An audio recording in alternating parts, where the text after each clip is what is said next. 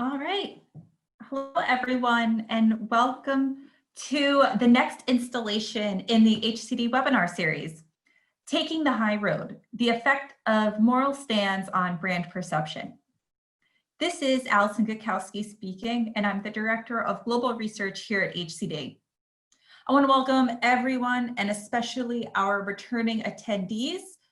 For anyone new joining us today, we're excited to have you. Now, we've all seen the focus of brand advertising lately. It's on connecting with the consumer based on current and relevant affairs. Brands are being pushed to go beyond their traditional business interests to become stronger advocates on social, political, and environmental issues. It's a new relationship between companies and consumers where consumers' purchase decisions may be more prominently based on the brand's willingness to live its values or act with purpose, and if necessary, take the leap into activism. But are those purposeful ads and public statements more powerful in creating deeper bonds than those that are product driven? Or are they alienating their consumer by taking a stand? So in the next 45 minutes or so, we're going to explore the existence of belief-driven buyers and how your brand can stay authentic and relevant, but still differentiate from all those playing in the same lane, as we're seeing similar messages being expressed across the advertising space. And we're also going to talk about some examples of the effectiveness of brand activism, as well as how you can use the concept of brand harmony to gut check your messaging to ensure that you're not isolating your consumers. We're then going to follow that up with with questions, and I encourage you on the Zoom platform to ask those questions throughout the session with that Q&A toggle at the bottom. For those who may not be familiar with HCD, we are a full-service research house focusing on integrating validated psychological, neuroscience, and behavioral science-based methodologies into traditional means of research to gain a fuller and deeper understanding of the consumer. And taking us on the high road today is going to be Michelle and Glenn. Dr. Michelle Nagella is our VP of Research and Innovation and is a behavioral neuroscience expert in neuropsychology, psychology, and consumer science. And Glenn Kessler is the president of HCD.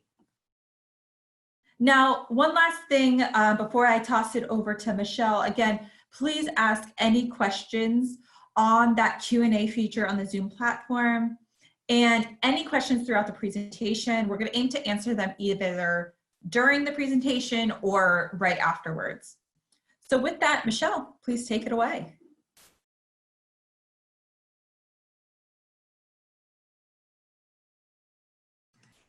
Hi, everybody. My name is Michelle Nagella again, and we're going to start by, talking about why this topic. And basically, all started with a blog post from Glenn some months ago at the beginning of the COVID sort of situation that we're all in now, following basically the high response of advertising related to COVID and support of first responders and essential workers. Basically this huge wave of advertising came in, and it basically seemed that every product out there was suddenly making a statement about it. And it also started to seem where you were damned if you do and damned if you don't.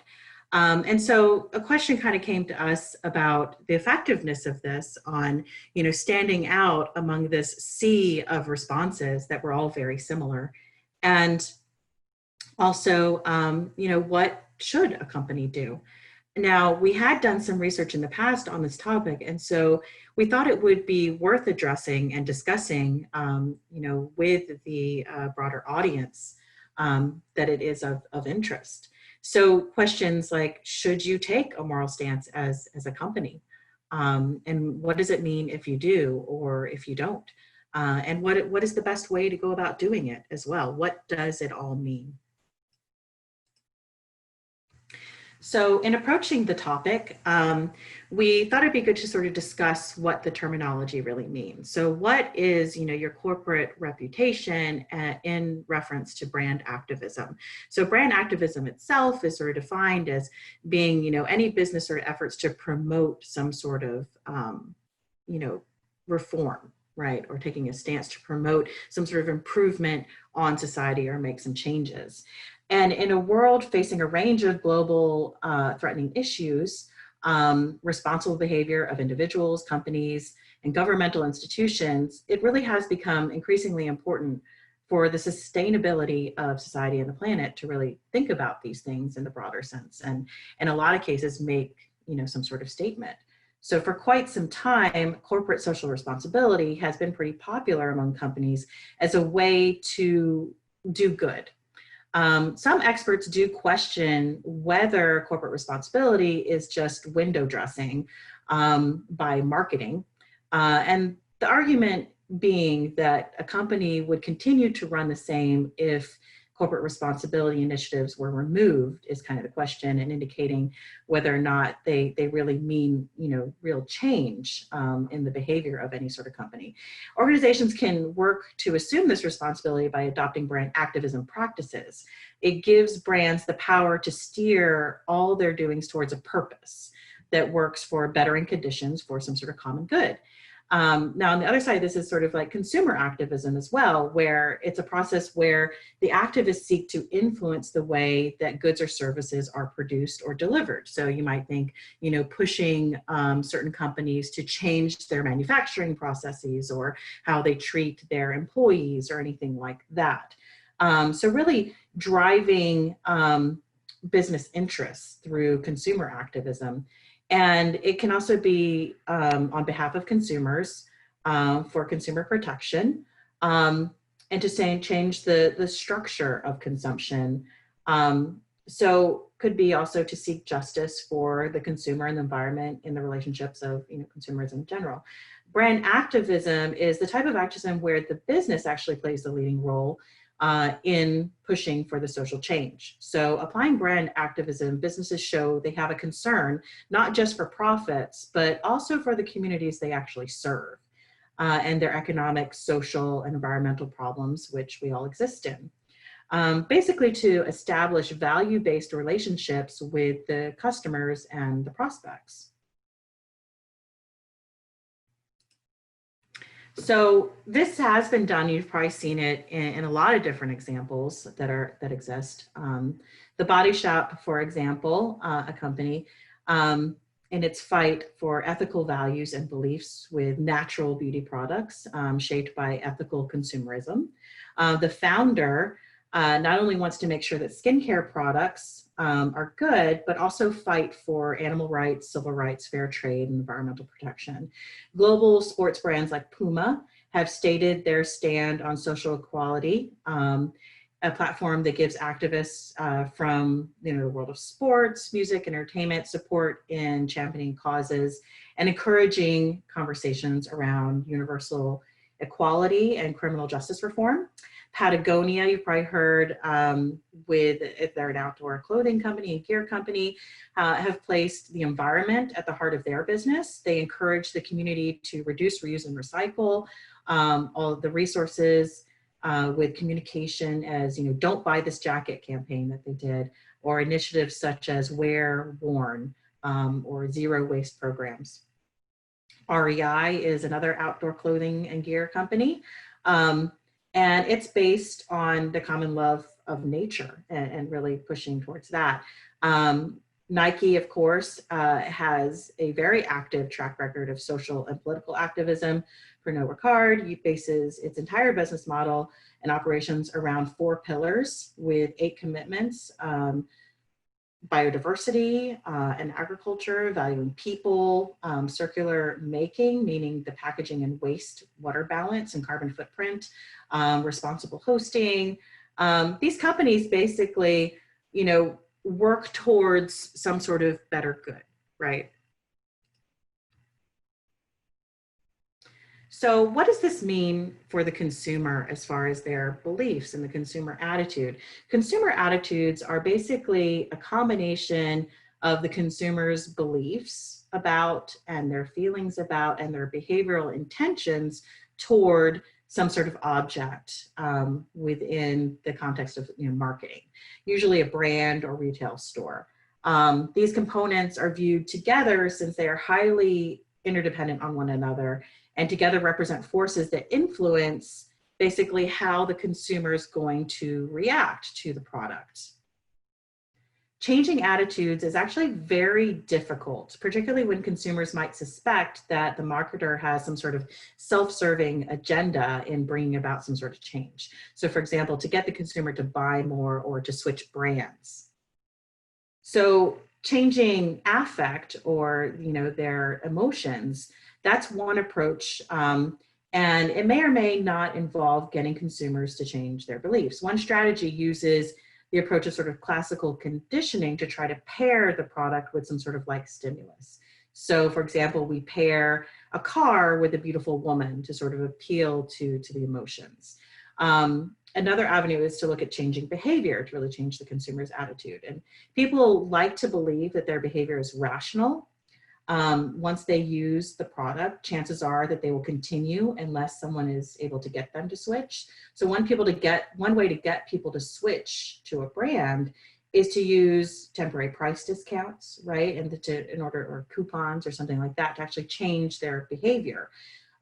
So that when consumers buy a product on a deal, they may justify the purpose just based on that deal, like the low price, and then may switch to other brands on a different deal later.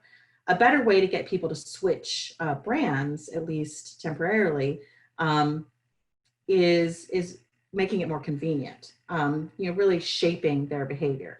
Consumers are less likely to use the sort of availability heuristic as a rationale for their purchase and may continue to buy their product even when the product is less conveniently located. So it can be very difficult to change behavior. You can also look to change beliefs. So although tempting to try to change beliefs is the obvious way to attempt to change consumers' attitude, particularly when the consumers hold unfavorable or inaccurate attitudes, this is very difficult to achieve because consumers tend to resist this sort of belief change. So several approaches do exist, however. So to change currently held beliefs, this is very difficult, particularly those that are strongly held, even if they are inaccurate. People tend to really dig in on their belief systems. So for example, if the gas industry advertised for a long time that its profits were lower than were commonly believed and provided extensive factual evidence in its advertising to support this reality, consumers would be suspicious and reject this information. The change in the importance of belief. Sometimes you can try to change how important they hold one belief over another, or you can sort of try to add beliefs. Consumers are less likely to resist the addition of beliefs rather than going against something that they currently believe. So there's a lot of ways to do this, but appeal approaches seem to be, the way that's most likely used. So the use of, inducing empathy with advertising may increase attraction to a product.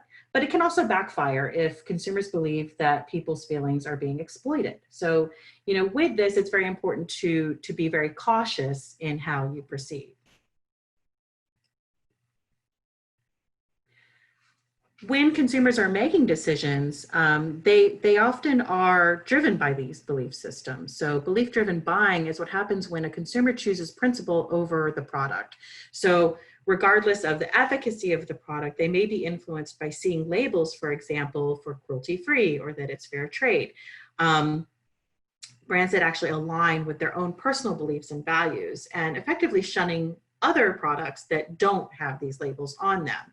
Of course, this has led down a road of, some labels that aren't as meaningful as others. And so what we're seeing a lot of now is some skepticism around these sort of labels as well.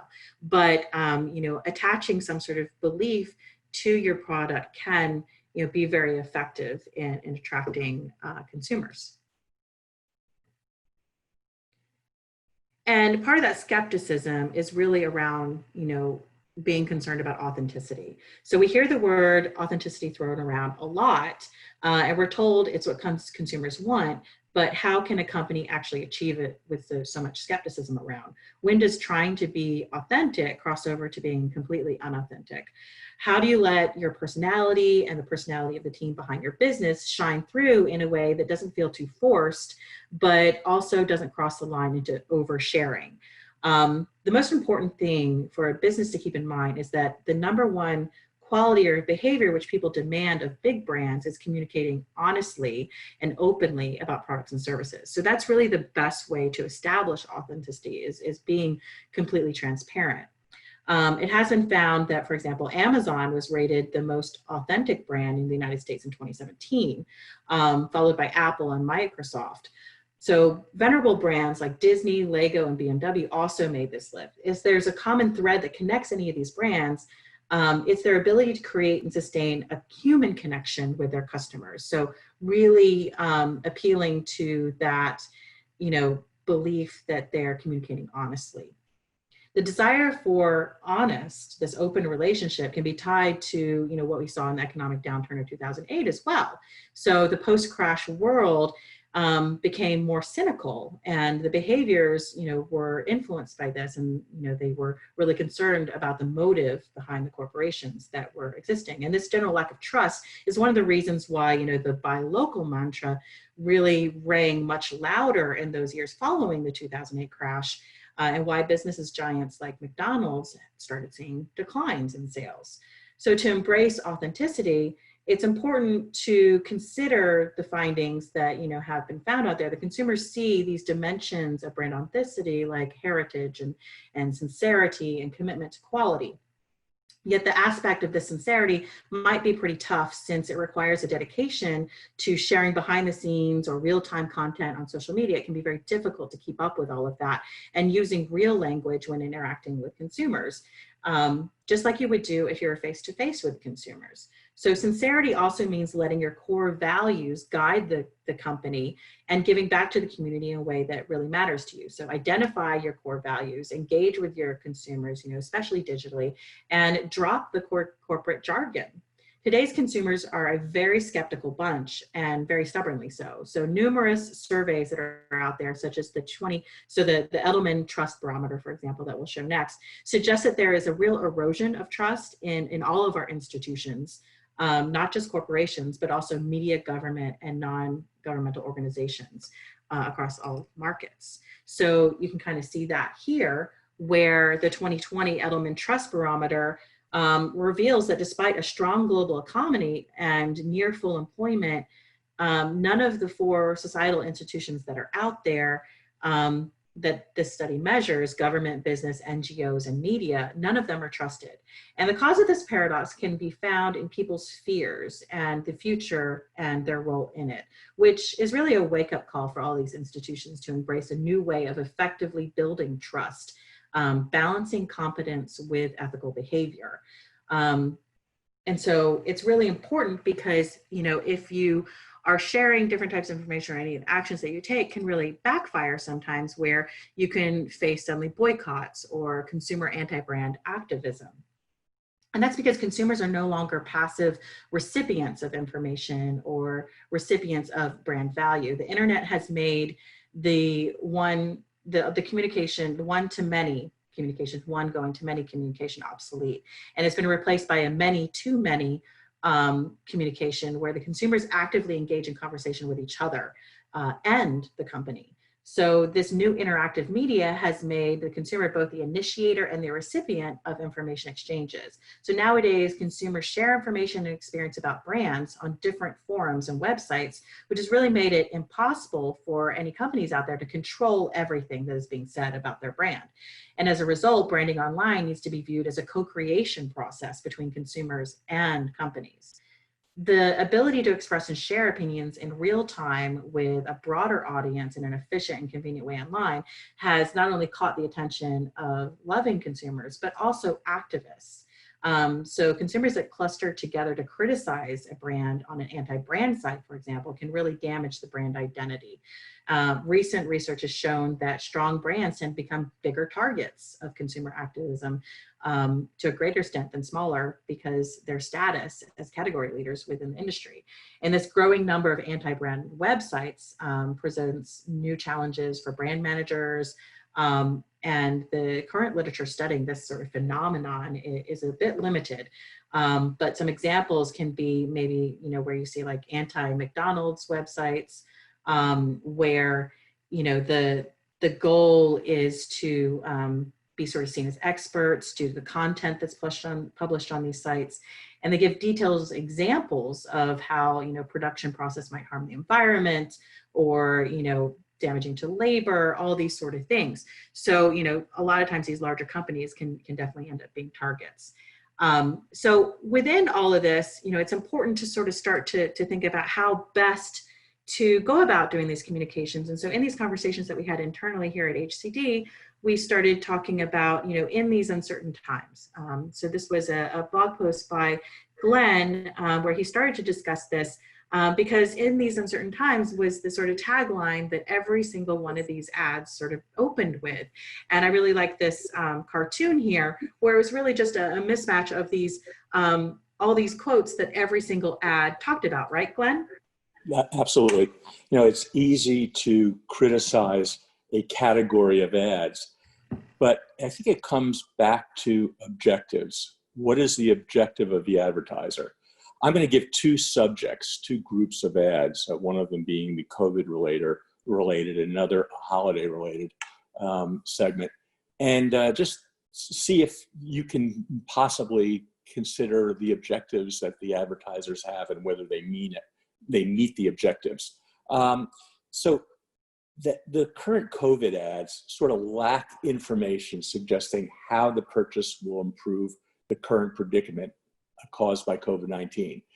There's no focus on product, there's focus on feeling and emotion. Nothing with, in a time of crisis, where can I find this, buy that, solve my boredom, protect my body? These questions and concepts are not advertised, only platitudes of we care for you and type of sentiments that are promoted in the hopes that consumers will remember the next time someone is looking for a beer, a realtor, a cell phone, an operating system, that there's one company that cares about the consumer enough for the consumer to skip product attributes and select them. And I just question, with all of the money that has gone, and certainly in the first half of the COVID crisis, all the money that's gone into the feel-good, empathy, we are with you advertising, where was the benefit? And could the benefit have been more related to how do I get through this crisis with a brand's help? Just a question. The next slide is something we've all seen for many years, and that is the holiday season. And I see these as sort of analogous. What it's like in the holiday season, advertisers are part of one long, redundant Santa Claus, reindeer, smiling children filled reel. And it's very difficult when exposed to the feeling that one's supposed to get to differentiate the products and brands associated with them.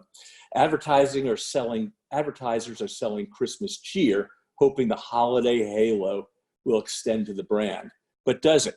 Or does the advertising just get lost and isn't meaningful because it's just like the other ads with the same symbols of the holiday? There is one campaign that stood out to me. And on the next slide, you'll see some quantitative information. And I'm just going to point to one thing.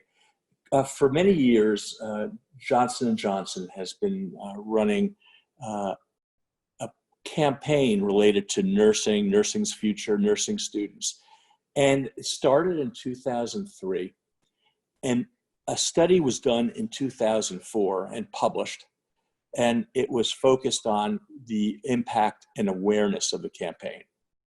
And if you look at the awareness on the first row, aware of campaign activity, a significant percent of the target groups that they cared about, nursing students, RNs, nursing managers, very significant portion became aware of it. And I just think of why. And possibly it was very focused. The people who would be aware and care about it are the people who are in the business of nursing. And it's very possible that there is a halo, and that was not measured, but there is a halo that those of us who are not in the nursing profession have a feel or a feeling that J&J is more than just selling products. The ads are believable. The creative, I think, is appropriate. I'm sure many of you have seen these. It successfully links the brand with the subject. And the media placement, I think, is very, very appropriate, going into NPR, PBS, and other sort of high-end, more intellectual shows. And so while I have a concern that a lot of money is wasted selling empathy that's not attached to a brand, or selling a holiday feeling, which again isn't attached to a brand, I think there are examples of campaigns that have had an impact. And if the impact was awareness by a segment of healthcare professionals, J&J was successful within a year after launching their campaign. Thanks, Glenn. I think that that is a really interesting study to think about here when we spoke before about consumer attitudes and different ways that you can sort of affect. So this sort of approach is a much more meaningful approach than just the simple platitudes or the unattached sentiments, because that attachment, that connection, and that authenticity seems to be what is most appealing to consumers. So when looking at exactly that sort of thing, we did a case study at looking at this function versus purpose. So what sort of content truly engages consumers? And when we were looking at advertising across a couple of different segments, we basically looked at household cleaning products, automotive brands, and technology, computer brands, and the commercial advertisements that they had that were either functional, like what does the product do, versus more moral and purpose-driven advertising to see, okay, how do consumers actually react to these things? And so we used psychophysiological measures, as you can kind of see here on the bottom right, to sort of see what were these responses that the consumers were having. And it's actually pretty interesting. We found some really interesting results here. One, people were more likely to feel better about the company behind the ad if it was more purpose-driven, more morally driven. So they were deemed to be the ads that were more unique. People felt stronger emotional connection to the advertisements with purpose messages, and it inspired more trust in these instances as well. Additionally, during this sort of seismic shift people have to support brands with values similar to their own, we do see an influx of brands that are really putting purpose at their core. So diving into how purpose is a differentiator and not just, you know, in the shopping aisle, but in terms of the physical and emotional reactions that consumers have towards these brands. So first, you know, kind of looking at these ads that were watched, the purpose-driven ads were more effective in that overall we found higher levels of attention through these psychophysiological measures, more emotion and more arousal. We didn't want to take that simply at face value. There are a lot of reasons behind why ads are effective, obviously, but they could have sort of the right song or a human storyline or a grabbing imagery, but we really needed to drill down on the goal or aim of each ad. So which one was delivering the purpose narrative or the product attribute narrative. So the purpose narratives outperformed in these instances with increased attention and arousal, and in cases more positive emotion. So what we found was that when the purpose and the attribute narratives were delivered, purpose did outperform. In all three advertisement sets, so all three categories, respondents actually said that they would be more likely to talk about the ads and the brands with their family and their friends and family when they were more purpose-driven. And they were also more likely to share and discuss the advertisement on social media. So they're really taking action there to share. Finally, purchase intent, supporting the company, wanting to work for that company or even invest in that company. These things were also increased in the more purpose-driven ads. So, you know, in a combination of looking at the psychophysiology, but also in, you know, the survey and open-ended responses, we saw a lot more, you know, positive outcomes of the more purpose-driven advertising over just strictly function. But it's important to think how all this plays together. When you are coming up with any of these sort of new messages, you have to make sure that it still marries to your product, marries to your brand, and that it all fits together as some sort of cohesion. So does the product experience really meet the promise and expectations that are delivered by the messaging? So you got to make sure that there's like some sort of match and blending of the emotional experience with the brand and the positioning, because otherwise you could end up in a situation where if things really don't match and they're not cohesive, there isn't some sort of brand harmony with maybe the, you know, spokesperson that you've introduced or the messaging that you've introduced, then this can actually create distrust or also decrease liking of your ultimate product, decrease the overall experience that the consumer has with the product. So very important to be able to test brand harmony. There's a lot of different ways to do that. For example, you can look at the way that we did with psychophysiology. You can use implicit association testing to see if like sort of the personality of you know, the marketing mix is matching the personality of the product experience, to really make sure and ensure that you sort of gut check before you launch that things are going to meld correctly for the consumer. So with that, you know, there is a lot of questions still out there about how best to go about, you know, taking a moral high road or taking a stance on something, some sort of brand activism. But I think, you know, it's important to do the research and really make sure that, you know, your message is going to come across clear. It's also going to match who you are as a brand, and that it moves the dial in a positive way and not in a more negative way. And that can all be done by doing the appropriate consumer research. With that, I'd like to open up it for questions. So if you'd like to go ahead and type into the Q&A. I know there's some people that already have. So let's start that. Yeah, and thank you for everyone who has already asked a question. Again, please, if you have any questions, share them now. So let's start off. So some advertisers that rely heavily on Facebook, but want to join the recent advertising boycotts, are faced with a dilemma. So do they risk hurting the business in the near term or risk losing consumers who might punish them for not participating in, you know, these Facebook or advertising boycotts in the long term? How do we assess that? That's a really good question, because I think that, you know, there's a lot of beauty in Facebook in advertising that has happened where people have actually, but there's a drawback, right? So you can very quickly and cheaply release an ad, for example, and get a lot of reach, right? A lot of people are going to see it.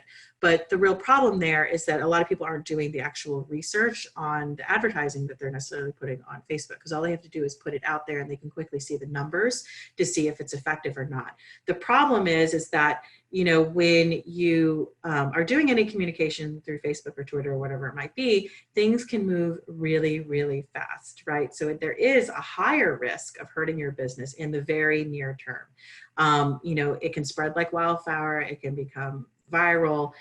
So I still think that it is most important to do the proper research. So even though it can be cheap and easy to send out messaging on Facebook, I think there's a real need there for proper research to make sure that maybe the message that you're putting out there is sending the message you think it is, and also making sure it fits with your brand.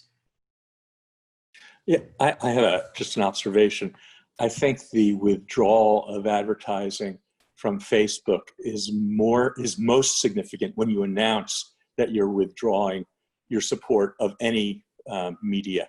So we see it a lot on specific television shows on different networks where somebody has said something or some things, and there is there are a group of advertisers who withdraw, and you don't remember when they withdraw unless they announce that they're withdrawing. It's not like you miss seeing the ads. It's that you're aware that an action was taken that you may or may not perceive. And so I think that, that scenario has been consistent for some years on people withdrawing ads on network TV if something controversial happens, but just an observation. Thanks. Our next question, how do you connect brand awareness to consumer actual purchase, given that there's a vast number of cofactors associated with purchase? For example, surveys measure purchase intent, but don't reflect the actual purchase. Yeah, that's absolutely a problem with the survey approach to looking at behaviors, because you're looking at intent, right? And so that can, doesn't always, reflect what's really happening. And so you do want to also check on actual sales numbers as well. Brand awareness in itself is something slightly different from intent to purchase. And so I think, looking at brand awareness, and there's certain questions you can ask, within a survey, or even doing an implicit approach to see sort of what sort of associations that people have for a brand can be very telling.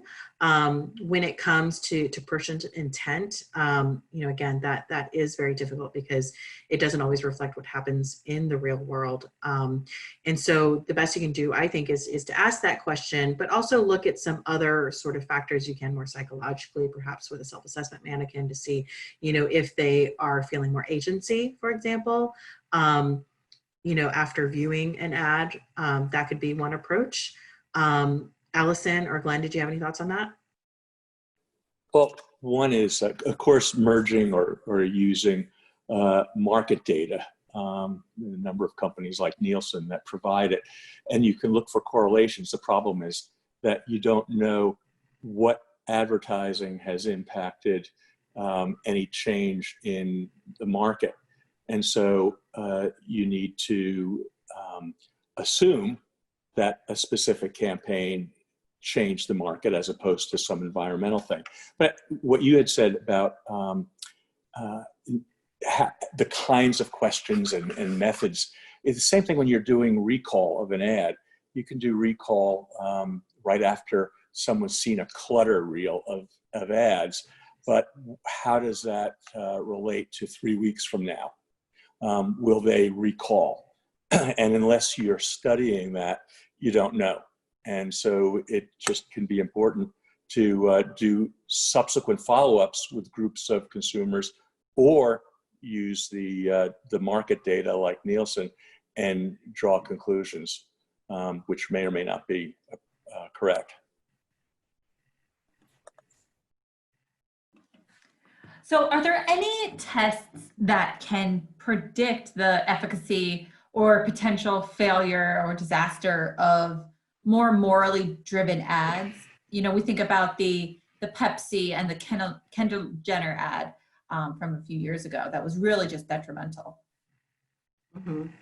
And I think that there are things that you can do, right? So there's definitely some research that you can do to really look at, whether or not a particular spokesperson, for example, is a good match for your brand, but also for the message that you're trying to give. And I think those checks should be done really on an emotional and psychological level. So when you're doing you're making advertising that is supposed to appeal emotionally, I think you have to step out of the traditional box that we're in for surveys and approaches to looking at advertising, and take a more behavioral / emotional approach to understanding reactions. And I think when you do that, that can certainly help.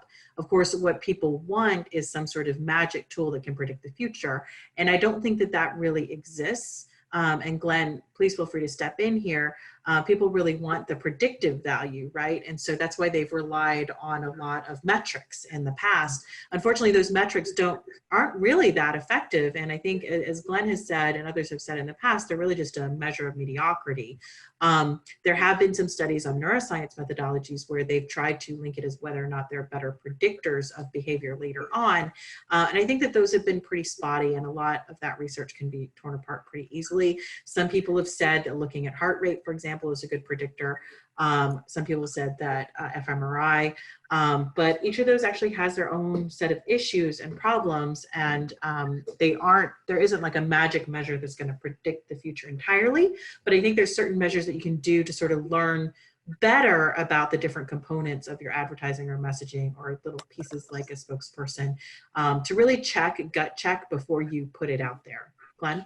Yeah, all advertising research testing, ours and all the people who share the market with us have the same issue, and that is an advertising test consistent with experience as you're looking at media outside of this laboratory?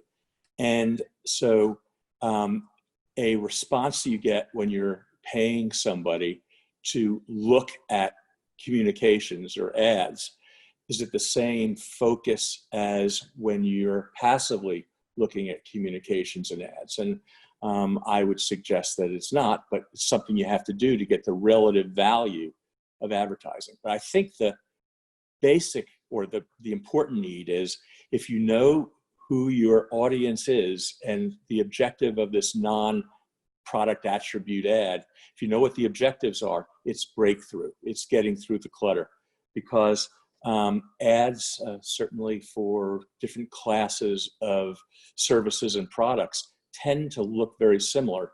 And if your objective is to get through to a target group, it has to break through clutter and be perceived as being important. And I think that's probably a very, very important aspect. Just we're approaching the election season, and the ads, people just sort of get lost and they don't focus on them unless attention is caught by a specific issue that they care about, or a candidate that they have more than an average amount of positive feeling for. And but again, to me, clutter is important, and focus on the appropriate target market with the not clutter, but breaking through the clutter is important, and focus on the particular target market are basics of advertising, and it's the same here with this class of ads.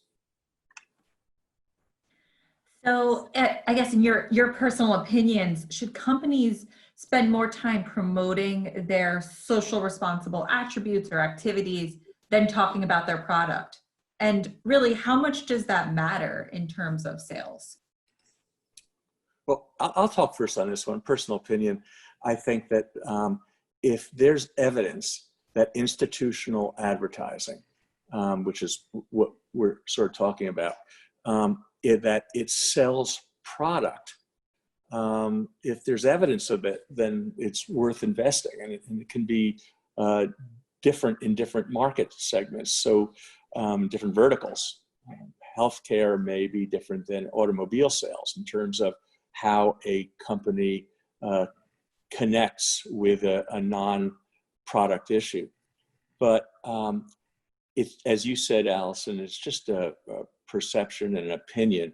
And I think a strong advertising campaign where attributes can be communicated that satisfy a target market's needs my feeling is if it's successful, is a greater benefit than associating yourself with an issue that does not short-term meet somebody's needs. But that's just my perception. I think I would add to it that, we've done research ourselves, as I showed here in the case study, that the purpose-driven ads really do appeal more, and there's really something to it.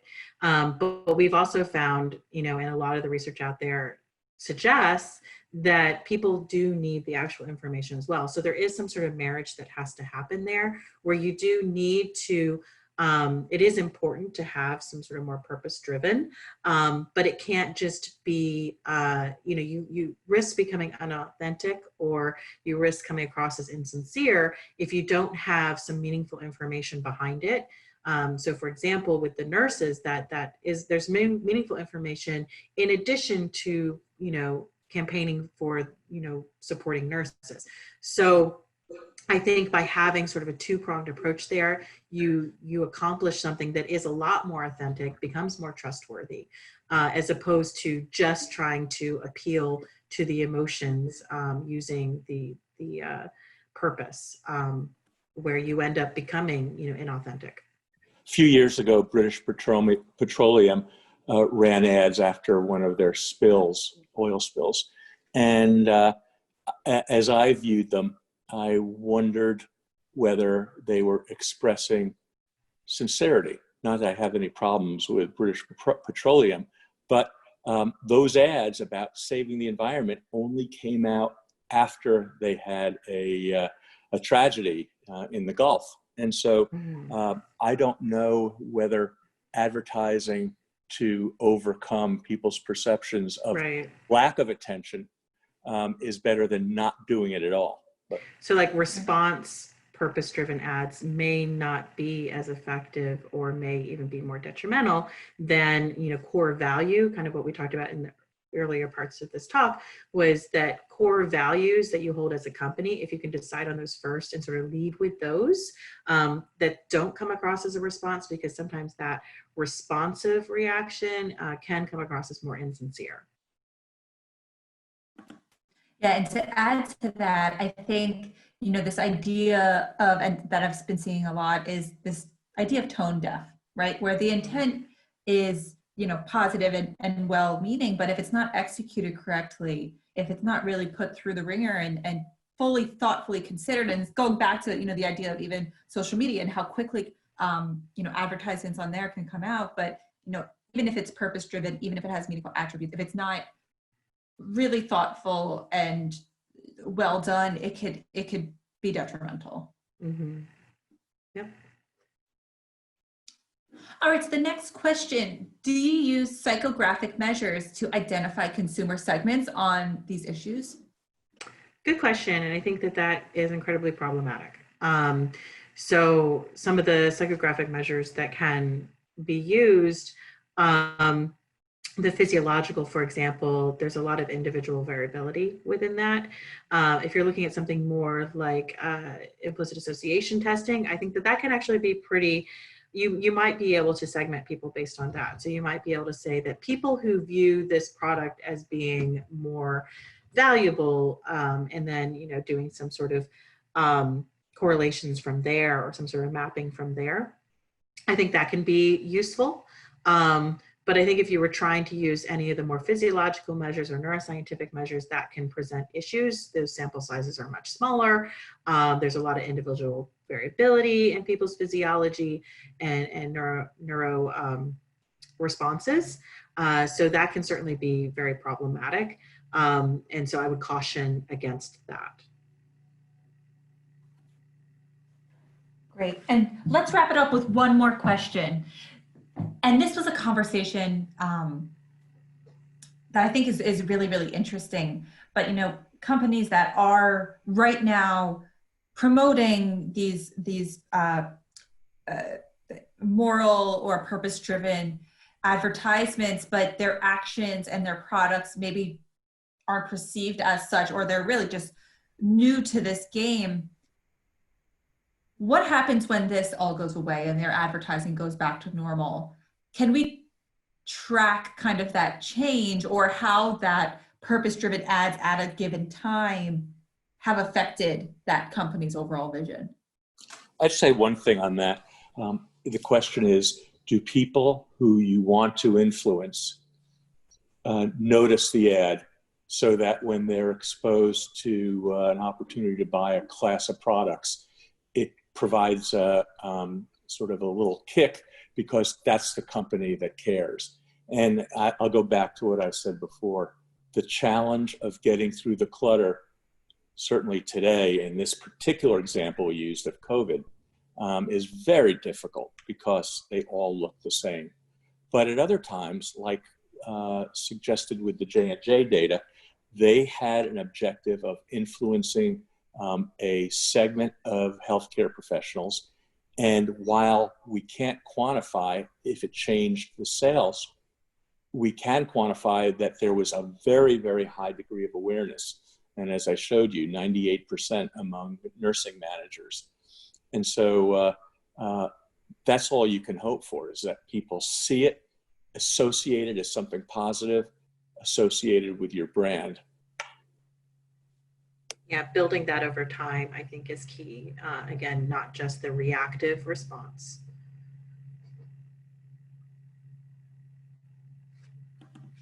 Great. Well, with that, is there any more questions from the group? Oh, I see one more came in. Are you aware of any research on how companies who take moral stands are performing relative to those who haven't? I think it depends on the measure that you're looking for. It can be very difficult to compare, across different categories, right? So if we think about REI or Patagonia, they definitely perform very well in a lot of the more, psychological measures. Do people trust them? Measures such as that. As far as sales, does it really have an effect there? That can be a lot more difficult. So to influence someone's behavior, their direct behavior like that can be very difficult to quantify, because there's other things that can sort of intervene. Is it, the cost? For example, buying, a pair of drying, or wicking pants from Patagonia is going to be a lot more expensive than buying it from Walmart, right? But ultimately, you need the wicking pants. So, how much of an influence is that going to have? Definitely, people do have the more positive view of Patagonia, and there are a lot of measures there that show that effect.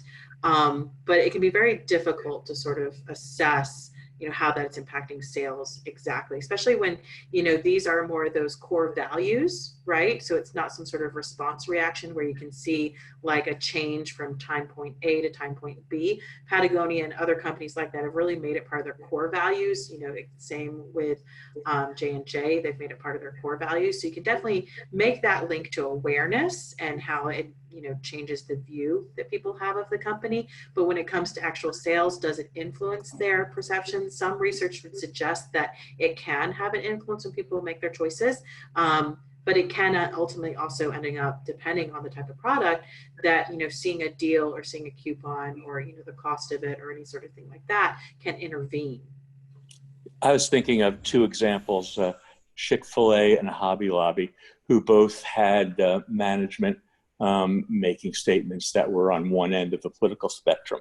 And the question is, and this is sort of a guess, but are people who are predisposed to their view going to buy more hobby products and more food, fast food from Chick-fil-A, or are they going to lose more business from people who are on the other side of the spectrum by choosing to avoid that product or those brands that they may have purchased from before they learned that maybe they disagreed with their view on a moral issue.